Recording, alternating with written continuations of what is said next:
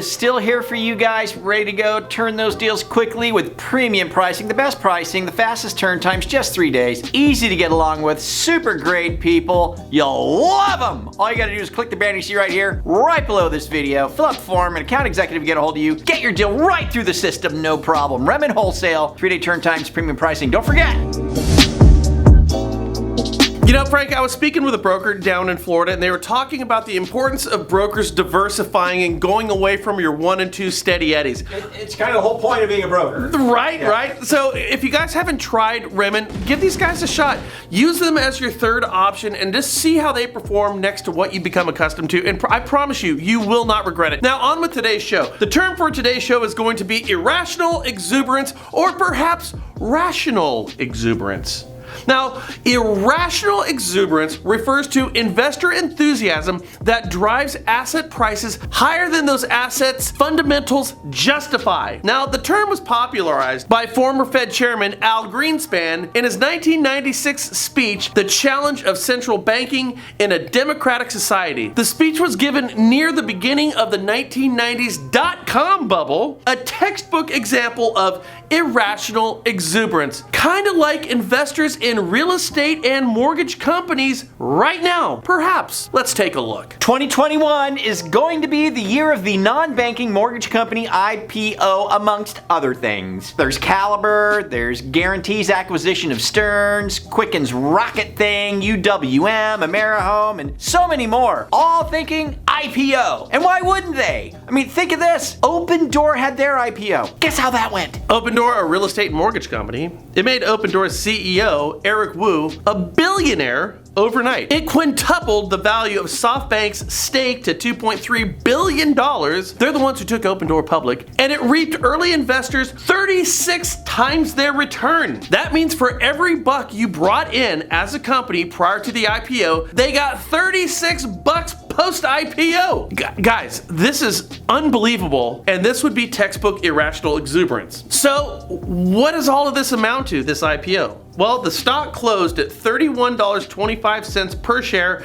on its next day of trading, which was December 21st, giving Opendoor a market capitalization rate of $19 billion.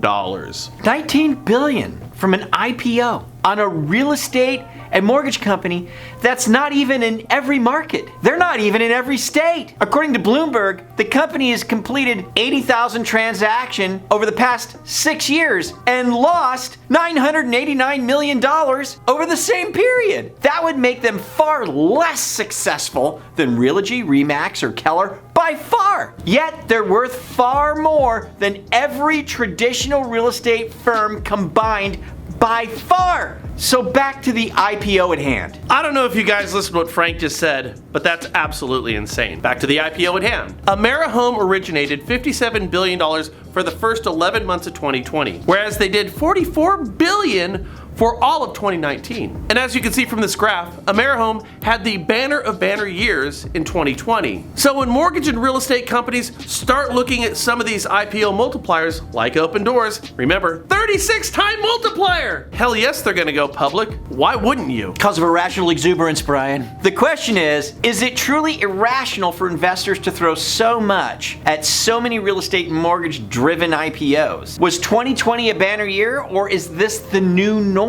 For example, did you know there are now 45 more cities in the United States with a typical home value of at least $1 million than there were at the end of 2019, bringing the total in 2020 of these cities to 312. It's a lot of cities, isn't it, Frank? It's really kind of massive, way more than I would have thought. That's exuberance, isn't it? Is it irrational? According to the Heritage Foundation's Norbert Michaels, residential property prices in the United States by the middle of 2018 had reached the levels of 2004 as the prior bubble neared its 2006 climax. Now, why is this a concern? Because mortgage payments on median-priced homes as a percentage of income bottomed out at just 12.4% in late 2012 as interest rates dropped and home prices sank. This mortgage payment to income ratio is now nearing 18%. It is the highest level since 2008, and we all know what happened in 2008. I hear you whispering. Planning on stealing something? No, ma'am, we're not. Plan on murdering me in my sleep? What? No. So if we look at the market as a whole from a snapshot of today, of course it looks good, and it warrants these crazy multipliers on these IPOs. But if we look at the real estate and mortgage markets with a historical context, one might draw a vastly different and demonstrative conclusion. So the question is all this real estate exuberance rational or irrational? Either way, the end of 2021 will see quite a few CEOs and owners of mortgage and real estate companies with a few more zeros on their personal bottom lines. Pretty nutty. We've got crazy indicators that are going in both directions. It's definitely exuberant. We know that. We see that. There's a lot of money flying around. The question that we have, is it rational or is it irrational? Time will tell, won't it? No matter what side of the fence you're on, guys, 2021 is going to be a very, very interesting year for the real estate and mortgage industry. Listen, if you like our message and you want to share it and see what people in your sphere of influence think, hit that little share button on Facebook and keep the conversation going. What do you guys think? Rational or irrational?